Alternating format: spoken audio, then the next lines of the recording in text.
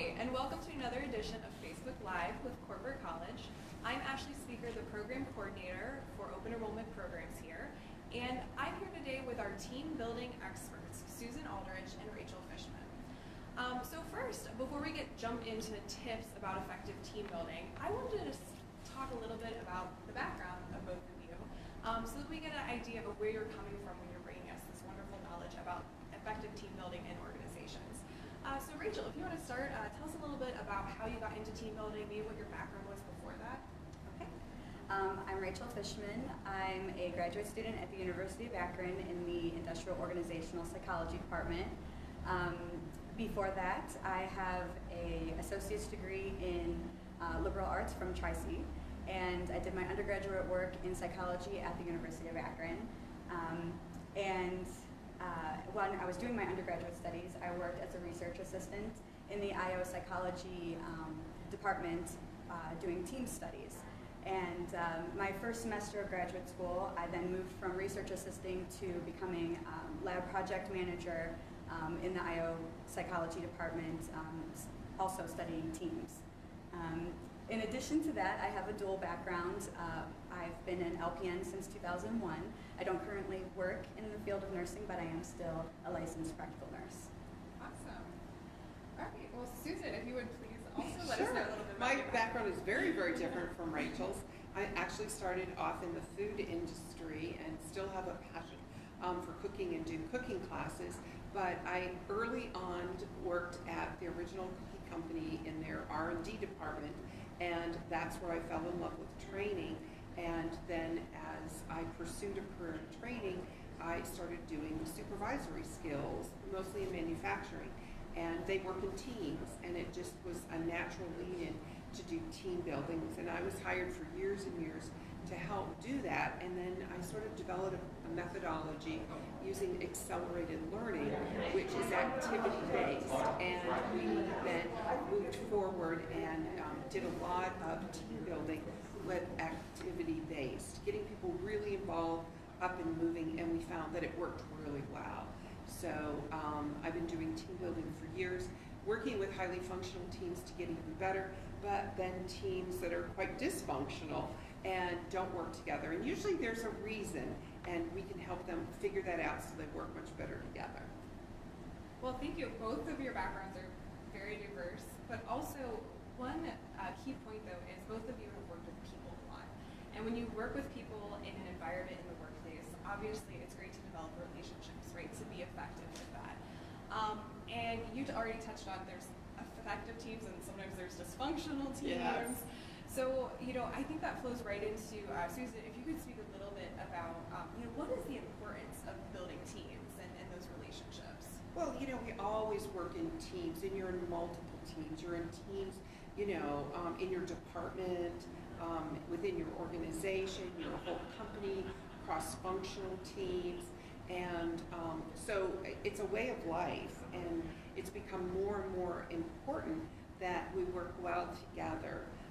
We also do a lot of training here at Corporate College in the DISC, and that's one of the things I love to do, is to help people to understand why sometimes you work better with other people and not so well with other people. A lot of times it has to do with their work styles and their personalities, and it's not that they're wrong, but we need to understand it. Like when Rachel and I work together, we're quite different, but we play on each other's strengths, and that's what we need to do in the corporate setting, is to realize that just because you're different doesn't make it bad or wrong, and we collaborate really well now that we've gotten to know each other better. Awesome. And then one of the things you mentioned was those assessments, right? And Rachel, Yes. I bet with your background with the organizational psychology, you could speak a little bit more about how assessments can be so helpful for team building and relationships within the workplace, as well as for building that and becoming effective in the way the team works together. Yes, for sure.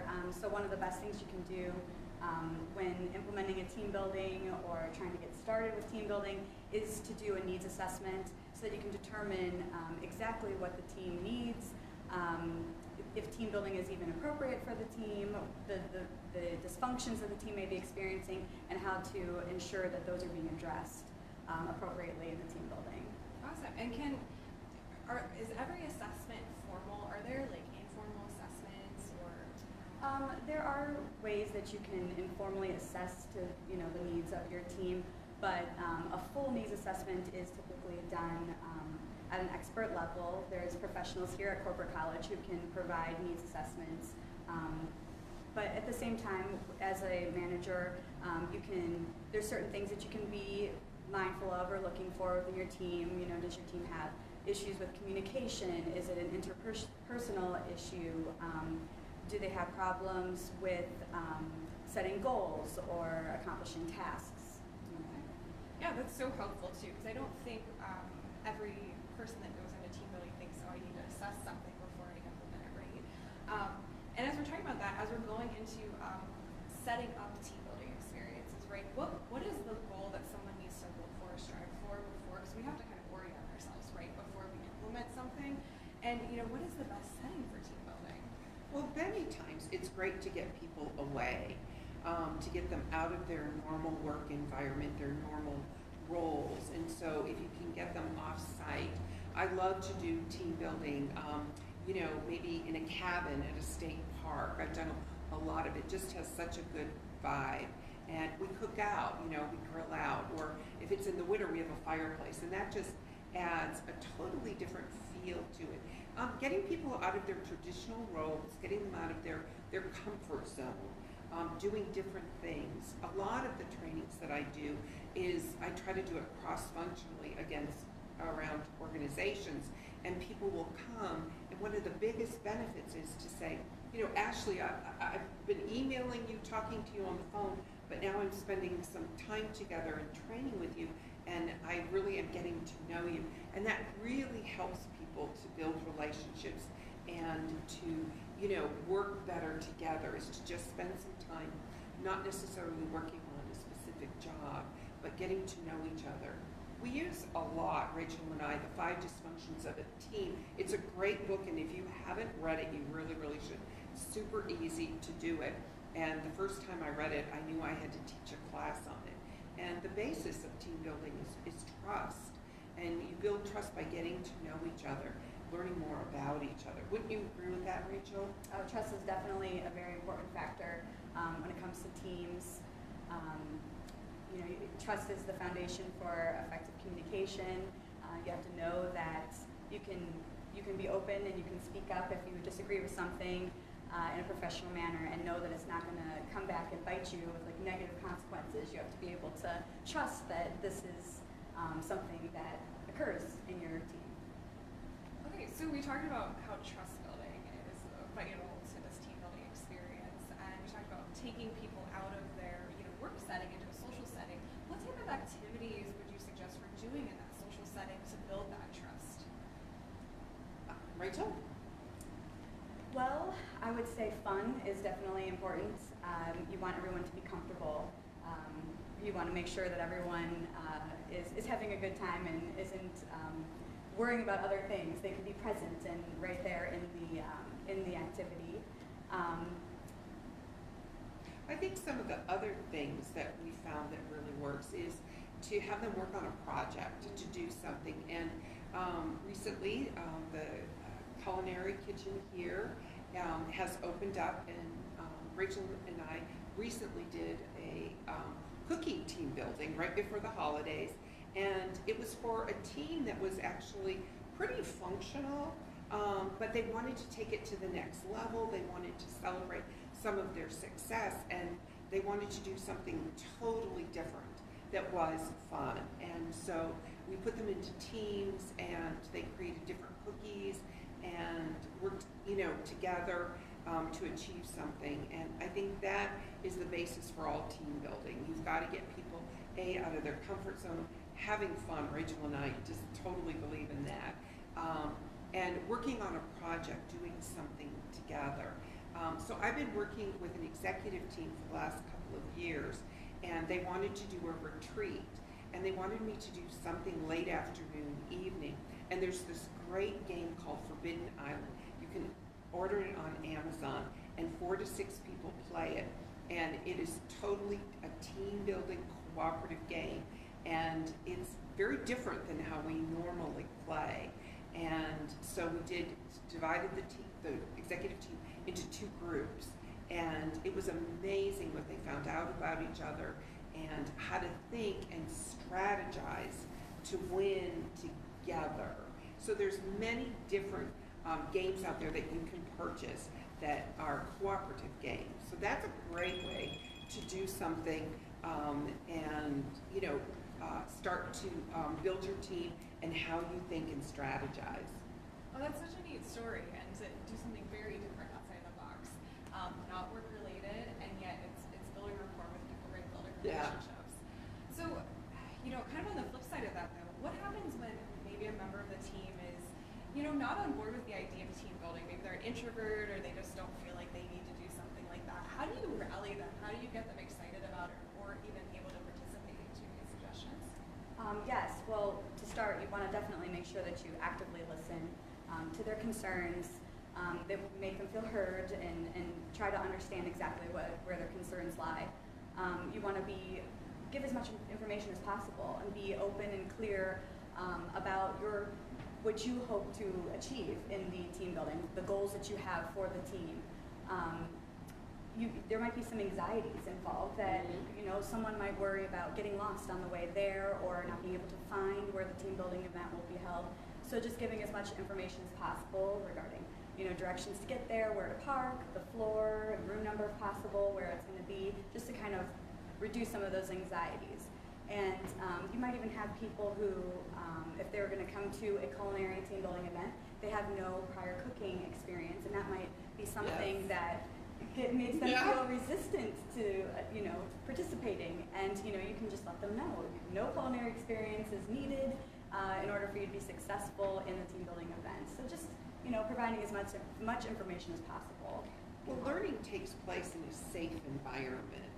And so one of the things we really try to do here at Corporate College is we've adapted a methodology called accelerated learning. And it's really about making your training highly interactive, entertaining, fun, but also you're learning a lot. And so it really lowers people's anxieties. And I've had people who you could just tell by their body language they didn't want to be there. There's always one in the group. And usually, very quickly they're involved and they're enjoying it, and they come up at the end and say, wow, I really didn't want to be here today, but I'm glad I came and I really enjoyed it. And I think if you're going to do team building especially, it's so important that everybody's comfortable and that everybody starts trusting each other, and it's a safe learning environment. So I have a really funny story that I wanted to make sure that I shared with you, is that a group that I've been working with locally here in Cleveland, they're owned by a company over in Italy, and they, the accounting department here in the United States, here in Cleveland and in Italy, they just didn't work well together, and it was very stressful. And the people in the United States felt like Italy was so demanding, and vice versa. And so I was talking to one of the key players here in the U.S., Ben, and I said, Ben, the basis is you have a dysfunctional team, but you haven't spent any time together. You need some face-to-face time. Would it be possible for them to come over? And I said, make sure you build in some social activities, that you really focus on them, make them feel welcome. And so they were able to do that in the fall. And the key players from Italy came over, and their relationship is totally changed now. And it's been a huge success. And they did all of those things. They spent time, they went to a baseball game. They went out to some fun restaurants. I wish we had had the kitchen open here and the cafe, so they could have come and done that, but maybe next time they'll be able to join us and do something really fun and different. But they thoroughly enjoyed it, and they're planning to do it as an annual event now to keep their team on track, healthy, working together. But communication has really improved, and I think they feel a lot more comfortable now picking up the phone and having a conversation and not just shooting all these emails back and forth. That's awesome, and I feel like it'd be really fun if we did do something in the kitchen here, Yes. you mentioned, to see an Italian approach to cooking, Yes. the American approach okay. Rachel and I, as we've been building the program together, have had so much fun, and we really want to bring in the wonderful ethnic vibe that Cleveland has, and we're such a foodie town that we're hoping to create pierogi, team building. We already have pizza and cooking and salsa, but many more. Maybe the cupcake wars, things like that people can come. But we've really built the program in a good structure and methodology to help people through the process. But I think if you just started off with your own team doing something social, getting people away, doing something outside is always good. Even it might be something volunteering to help, a group might be really helpful to do that. I think another one that, Rachel and I are always talking about is, having some kind of an assessment to then, talk about different personality styles, be it Myers-Briggs, be it DISC. There's a lot of different ones out there. And then figure out, celebrate your successes. What is working well and what isn't working well? And, how can we improve upon that? So I think sometimes, we focus so much on the negative, but what really is going well. And, what do you do well? We really know now, after working together for over 6 months, 7, 8 months now, what my strengths are and her strengths are. I have some other practical tips that can be used on a daily basis to help promote team building in your organization. A really great one is assisting your team in goal setting. Goals should be clearly stated, and they should be challenging yet attainable. That's important. So that can be very motivating for team members. So if you're a manager, just helping them set goals. Another is role clarity. When team members understand exactly who's in charge of what you're in charge of, and in completing the task, that can also help enhance communication. It's also motivating as well. And then another tip is you want to make sure that your reward systems reinforce team efforts. If you're hoping for team efforts, then your reward system should reflect that. You don't want to be like, hey, you're a team, and then give rewards to the individual who performed the best. So make sure that those align. Those are really awesome tips. I'm learning so much about team building. It's so funny, you can look back in your own experiences and say, oh, that individual, that supervisor manager was doing so many great things, or, oh, this is a past thing where, a team building experience has been really better too, just from hearing you guys speak to it. So my one last question about team building is, so you've had, maybe a formal team building experience or something in a social setting, but when you go back to the office or go back to work, after that, is there some type of follow-up that should be done regarding like reviewing and reassessing, or conversations that should take place with team members to see how the experience went, but also, if there's been growth along the way? I think one of the things that I usually suggest is you have to keep the momentum going, and to make sure that you're building out, socially. So I worked with a supervisor at a plant, and she didn't really see the value in some of that, but I got her to do it, and now they do it on a regular basis. And they don't even talk that much about work. It's just time to get to know each other, to deepen relationships. I think it's also about debriefing, team meetings and things like that, so that you say, okay, what's working well? What can we improve upon? Rachel and I use something called LBs and NTs, and I know we've turned you on to, Ashley, but it's what did we like best, and what would we do different next time? And saying something's wrong or didn't go well is we're always tweaking, we're always trying to improve. So I think, if you do a team building event, it doesn't end there. You need to take it back to the office. I worked with a nursing home on a new team building program and everything, and I just created 12 different 20-minute little things for them to do, and they took back and they did one once a month. So for a whole year they were focused, and they said from where they began to where they end was incredible, and people really appreciated it and took part in it. So, but I think you can do a team building event and then lose focus, and then you just kind of go back into your old bad habits. Yes, of course. That's awesome you mentioned that nursing home, being able to track and see that improvement. Yes. And we hope you can see that improvement too when you engage your teams. So I just want to give last few seconds for any final thoughts from Rachel and Susan before we close out. I think my biggest one, it's time well spent. We're all really busy, but if we start communicating better, if we start working better together, you actually become more efficient, it's more enjoyable. So that would be my thing, is spend the time, do it up front, and then as you add people into your team, as you hire new people, whatever, they're going to come into a more functional team, and it's going to go so much better. So I think that's one of my biggest points. Awesome.